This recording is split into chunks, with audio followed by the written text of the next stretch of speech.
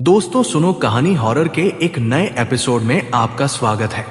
मेरा नाम है वीरन और आज मैं आपको सुनाने वाला हूं जासूस कार्तिक और आर्यन की एक बेहद रहस्यमयी और रोमांचक कहानी।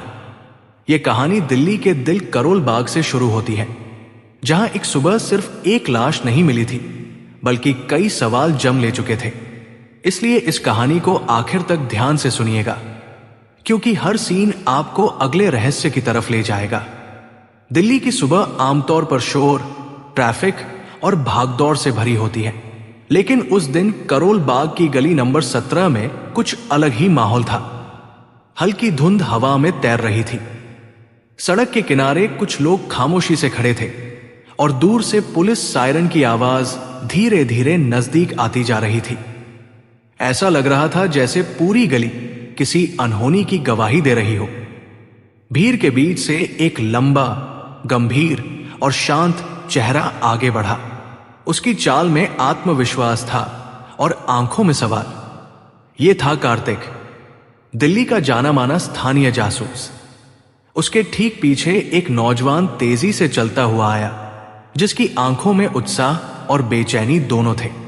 वो था आर्यन, कार्तिक का दोस्त, उसका साथी और कई उलझे हुए मामलों में उसका सहायक। घटनास्थल था करोल बाग की मशहूर मोबाइल शॉप, होलसेल मोबाइल। यह दुकान इलाके में काफी जानी पहचानी थी, लेकिन उस दिन दुकान का शटर आधा खुला हुआ था। अंदर से एक अजीब सी गंध आ रही थी। सुबह सुबह जब चाय वाला राजू वहां पहुंचा तो उसका ध्यान इस बात पर गया कि दुकान खुली है, जबकि मालिक विनोद अग्रवाल कभी सुबह 10 बजे से पहले शटर नहीं खोलता था। शक हुआ। उसने दुकान के अंदर झांका और जो देखा उससे उसके हाथ से चाय का गिलास गिरते गिरते बचा। दुकान के काउंटर के पीछे विनोद अग्रवाल की लाश पड़ी थी। खून सूख चुका था। गले पर तेज धारदार चीज का गहरा निशान साफ दिख रहा था। राजू की चीख सुनकर लोग जमा हो गए और कुछ ही देर में पुलिस मौके पर पहुंच गई। इलाके को घेर लिया गया था। इंस्पेक्टर चौधरी खुद मौके पर मौजूद थे। जैसे ही कार्तिक पहुंचा, इंस्पेक्टर के चेहरे पर राहत झलक गई। उन्होंने कार्तिक से कहा कि यह मामला सीधा नहीं है, चोरी से ज्यादा कुछ और लगता है, इसलिए तुम्हें बुलाया है। कार्तिक ने बिना समय गवाए दुकान का मुआयना शुरू किया। उसने लाश को ध्यान से देखा। गले पर वार सामने से किया गया था। आंखें ऊपर को चढ़ी हुई थी। शरीर का रंग हल्का नीला पड़ चुका था। कार्तिक की नजर जमीन पर पड़ी एक टूटी हुई हाथ घड़ी पर गई। घड़ी के पास ही टेबल के नीचे एक कुरियर की स्लिप पड़ी थी और काउंटर पर एक खुला हुआ आईफोन का बॉक्स रखा था, जिसमें फोन मौजूद नहीं था। आर्यन ने टूटी हुई घड़ी उठाई और कुरियर स्लिप को देखा। उसने कार्तिक से कहा कि घड़ी रुकने का समय बताता है कि घटना रात 8:45 के आसपास की है और यह कुरियर स्लिप आईफोन की डिलीवरी की है, जो किसी रोहित कुमार के नाम पर बुक की गई थी। सवाल यह था कि आईफोन का बॉक्स इस दुकान में क्यों है। कार्तिक की भौहें तन गई। उसने तुरंत कहा कि कुरियर कंपनी से जानकारी निकालो। यह डिलीवरी किसने की थी, यही हमें आगे ले जाएगी। जांच में पता चला कि यह डिलीवरी एक्सप्रेस मक्खी नाम की प्राइवेट कुरियर सर्विस से हुई थी। दुकान के अंदर का सीसीटीवी कैमरा खराब था, लेकिन बाहर का कैमरा काम कर रहा था। फुटेज में दिखा कि रात करीब 8:30 बजे एक डिलीवरी बॉय हेलमेट और मास्क पहने दुकान के अंदर गया। कुछ देर बाद वो बाहर निकला। उसके हाथ खाली थे। बैग उसकी पीठ पर लटका हुआ था। चेहरा साफ नजर नहीं आ रहा था, लेकिन कार्तिक को उसकी बॉडी लैंग्वेज अजीब लगी, जैसे वो कुछ छुपा रहा हो। कार्तिक ने कहा कि यह आदमी डिलीवरी देने नहीं बल्कि कुछ लेने आया था। जांच आगे बढ़ी तो एक और चौंकाने वाला सच सामने आया। जिस रोहित कुमार के नाम पर आईफोन ऑर्डर किया गया था, उसने साफ कहा कि उसने कभी कोई फोन ऑर्डर नहीं किया, लेकिन उसके बैंक अकाउंट से पैसे कट चुके थे। यानी किसी ने उसकी पहचान का गलत इस्तेमाल करके फोन ऑर्डर किया था। अब तस्वीर साफ होती जा रही थी। किसी ने फर्जी ऑर्डर किया, जानबूझकर इस दुकान का पता दिया, खुद ही डिलीवरी बॉय बनकर आया और फोन लेकर चला गया और उसी रात दुकानदार की हत्या हो गई। कुरियर कंपनी के रिकॉर्ड खंगाले गए। उस रात डिलीवरी करने वाला लड़का था मनीष वर्मा, उम्र 24 साल। 4 महीने पहले ही नौकरी लगी थी, लेकिन पिछले 2 दिनों से वो गायब था। कार्तिक ने एक कागज पर नक्शा बनाया, मनीष का रूट, उसकी ड्यूटी, दुकान की लोकेशन, सब कुछ। तभी एक बात साफ हुई, ये दुकान मनीष के तय रूट में थी ही नहीं, यानी उसने जानबूझकर ये डिलीवरी ली थी। आर्यन ने कुरियर कंपनी की फाइल देखी और एक पुराना रिकॉर्ड सामने आया। मनीष पहले भी एक ऑनलाइन कंपनी से चोरी के शक में निकाला जा चुका था। एक महंगा गैजेट गायब हुआ था। कार्तिक हल्के से मुस्कुराया, अब उसे पूरा खेल समझ आने लगा था। लेकिन सबसे बड़ा सवाल अब भी बाकी था। रात धीरे धीरे दिल्ली पर उतर चुकी थी, लेकिन करोल बाग के उस केस ने कार्तिक और आर्यन की नींद छीन ली थी। दुकान सील हो चुकी थी, लाश पोस्टमार्टम के लिए भेज दी गई थी, लेकिन सवाल अब भी हवा में तैर रहे थे। मनीष वर्मा गायब था और यही सबसे बड़ा संकेत था कि वो सिर्फ एक कुरियर बॉय नहीं, बल्कि इस पूरी कहानी की सबसे अहम कड़ी था। कार्तिक ने आर्यन के साथ बैठकर मनीष की पूरी प्रोफाइल फिर से खंगालनी शुरू की। उसकी कॉल डिटेल्स, बैंक ट्रांजैक्शन और सोशल कॉन्टैक्ट्स। यहीं से एक नाम बार बार सामने आया, रवि ठाकुर, जनकपुरी में रहने वाला एक युवक जो ऑनलाइन गैजेट्स की खरीद फरोख्त करता था। कोई बड़ा शोरूम नहीं, बस फोन और लैपटॉप का छोटा सा काला धंधा। पुलिस टीम जब रवि के घर पहुंची तो अंदर से दरवाजा बंद था। काफी देर तक खटखटाने के बाद भी कोई जवाब नहीं मिला। दरवाजा तोड़ा गया। अंदर का नजारा चौंकाने वाला था। एक छोटे से कमरे में कई मोबाइल, लैपटॉप और एक नया खुला हुआ आईफोन रखा था। जांच होते ही पुष्टि हो गई कि वही आईफोन था जो विनोद अग्रवाल की दुकान से गायब हुआ था। रवि को हिरासत में लिया गया। पूछताछ में वो घबराया हुआ था। उसने कहा कि मनीष उसे सामान बेचने लाता था, लेकिन उसे किसी हत्या के बारे में कुछ नहीं पता था। उसने ये भी बताया कि पिछले 2 दिनों से मनीष उससे संपर्क में नहीं था। आर्यन ने धीरे से कार्तिक के कान में कहा कि लगता है रवि इस हत्या में शामिल नहीं है। कार्तिक भी यही महसूस कर रहा था। मतलब साफ था, यह पूरा प्लान मनीष का अकेले का था। अब कार्तिक ने एक जोखिम भरा फैसला लिया। मनीष को पकड़ने के लिए उसे बाहर निकालना जरूरी था।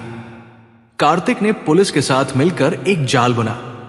रवि को कहा गया कि वह मनीष को मैसेज करे कि एक विदेशी ग्राहक 2 आईफोन खरीदना चाहता है, कैश में डील होगी। जगह तय हुई शास्त्री पार्क मेट्रो स्टेशन के पास। शाम ढलते ढलते वो इलाका सामान्य सा दिख रहा था, लेकिन हर कोने पर सादी वर्दी में पुलिस मौजूद थी। कार्तिक और आर्यन दूर से नजर रखे हुए थे। ठीक शाम 6:10 पर एक बाइक आकर रुकी। वही हेलमेट, वही बैग। मनीष वर्मा। वो लगातार इधर उधर देख रहा था, जैसे हर साया उसे डराने लगा हो। कुछ देर इंतजार के बाद एक आदमी उसके पास पहुंचा जो खुद को अमेरिकी ग्राहक बता रहा था। जैसे ही उसने फोन देखने की बात की, मनीष के चेहरे पर शक साफ झलकने लगा। अचानक उसने बैग नीचे फेंका और भागने की कोशिश की। पुलिस हरकत में आई। गलियों में पीछा शुरू हुआ।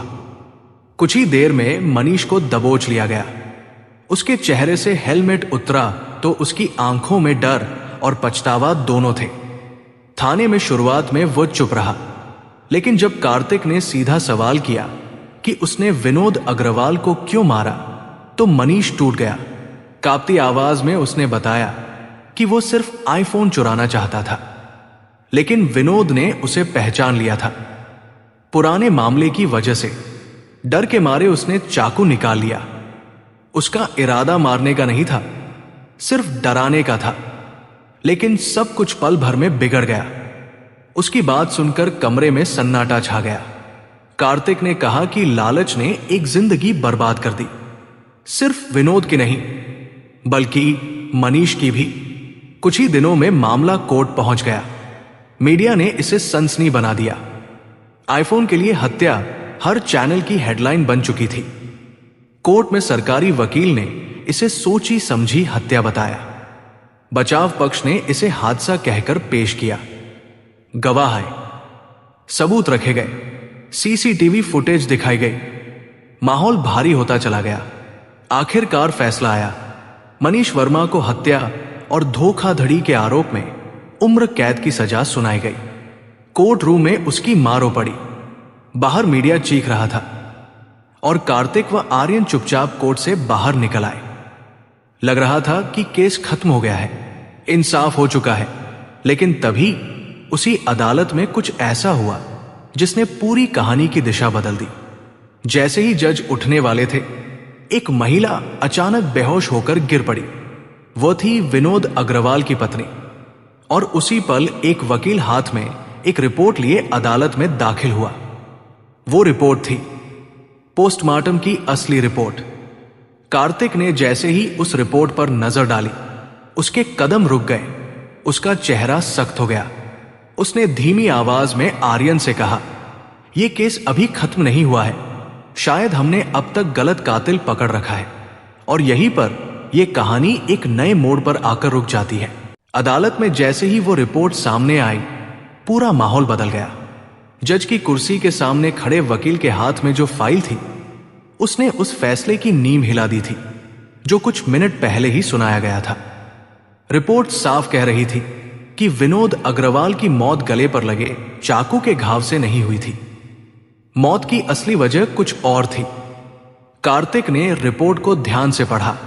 पोस्टमार्टम के मुताबिक विनोद अग्रवाल के शरीर में साइनाइड बेस्ड जहरीले तत्व पाए गए थे। ये जहर किसी इंजेक्शन से नहीं बल्कि खाने या पीने की चीज के जरिए शरीर में पहुंचा था। रिपोर्ट में यह भी लिखा था कि जहर लेने के करीब 30 से 40 मिनट बाद हार्ट फेलियर हुआ था। कार्तिक की आंखें ठहर गई। इसका मतलब साफ था, जब मनीष ने चाकू चलाया उस वक्त विनोद पहले से जहर के असर में था। चाकू का वार घातक नहीं था। अगर हार्ट अटैक नहीं पड़ा होता तो उसकी जान बच सकती थी। आर्यन ने धीमे स्वर में पूछा, तो फिर असली कातिल कौन है? अब जांच दोबारा शुरू हुई। कार्तिक ने सबसे पहले उस रात दुकान पर आने जाने वालों की लिस्ट निकलवाई। तभी एक नई कड़ी सामने आई। सीसीटीवी फुटेज में मनीष से पहले एक और शख्स दुकान में आया था। एक महिला, उसके हाथ में जूस की बोतल थी। दुकान के बाहर चाय वाले की आवाज भी फुटेज में रिकॉर्ड थी। उसने महिला से पूछा था कि जूस किसके लिए है। महिला ने जवाब दिया था कि विनोद के बेटे ने भेजा है। लेकिन जब विनोद के बेटे संदीप से पूछताछ हुई तो उसने साफ कहा कि उसने कोई जूस नहीं भेजा था। यहीं पर शक गहरा हो गया। कार्तिक ने संदीप के बैंक रिकॉर्ड देखे। पिछले महीने 5 लाख रुपए निकाले गए थे। इलाज का बहाना दिया गया था, लेकिन किसी अस्पताल का कोई रिकॉर्ड नहीं था। मामला अब पारिवारिक साजिश की तरफ बढ़ता दिख रहा था। लेकिन कहानी यही नहीं रुकी। 3 दिन बाद चाय वाले ने कार्तिक को बताया कि वो महिला मीना राठौर थी। पहले विनोद की दुकान में काम करती थी, बाद में चोरी के शक में निकाल दी गई थी और विनोद के साथ उसके रिश्ते भी ठीक नहीं थे। पुलिस मीना के घर पहुंची, लेकिन वो वहां नहीं थी। पड़ोसियों ने बताया कि वो बैग लेकर कहीं निकल चुकी है। कार्तिक को देर नहीं लगी समझने में। वो भाग रही थी। आनंद विहार बस अड्डे पर पुलिस ने उसे पकड़ लिया। थाने में पूछताछ के दौरान मीना टूट गई। उसने कबूल किया कि उसी ने जूस में जहर मिलाया था। बदले की आग में उसने ये कदम उठाया था। उसने बताया कि विनोद ने उसका इस्तेमाल किया और फिर उसे नौकरी से निकाल दिया। वो अपमान और गुस्से से भरी हुई थी। उसी गुस्से ने उसे कातिल बना दिया। सच सामने आ चुका था। विनोद अग्रवाल की मौत की असली वजह जहर था। मनीष का चाकू सिर्फ एक संयोग बनकर रह गया था। कार्तिक ने तुरंत कोर्ट में अपील दायर की। दिल्ली हाई कोर्ट में केस दोबारा सुना गया। इस बार सबूत अलग थे, सच अलग था। फैसला आया, मनीष वर्मा को हत्या के आरोप से मुक्त किया गया। उसे घातक हमले के लिए 7 साल की सजा दी गई। वहीं मीना राठौर को हत्या के जुर्म में उम्र कैद। कोर्ट से बाहर निकलते हुए कार्तिक और आर्यन कुछ देर तक खामोश रहे। आर्यन ने कहा, इंसाफ तो हो गया, लेकिन दिल भारी है। कार्तिक ने जवाब दिया, इंसाफ आसान नहीं होता आर्यन। कभी कभी सच बहुत देर से सामने आता है। दोनों बाइक पर सवार हुए। दिल्ली की सड़कें हमेशा की तरह शोर से भरी थी, लेकिन उनके मन में अगला सवाल था। आर्यन ने पूछा, अब अगला केस? कार्तिक ने हल्की मुस्कान के साथ कहा, कालकाजी से फोन आया है। एक लड़की है जो हर रात छत से कूदती है और हर बार जिंदा मिलती है। आर्यन चौंक गया। भूत का मामला? कार्तिक ने कहा, नहीं जानता, लेकिन एक बात तय है, सच चाहे जितना भी छिपा हो, बाहर जरूर आता है। बाइक आगे बढ़ गई। एक केस खत्म हुआ, लेकिन रहस्यों की यह दुनिया अभी खत्म नहीं हुई थी। अगर आपको यह कहानी पसंद आई हो तो वीडियो को लाइक जरूर करें। अगली कहानी में हम एक और डरावने और रहस्यमयी केस के साथ लौटेंगे।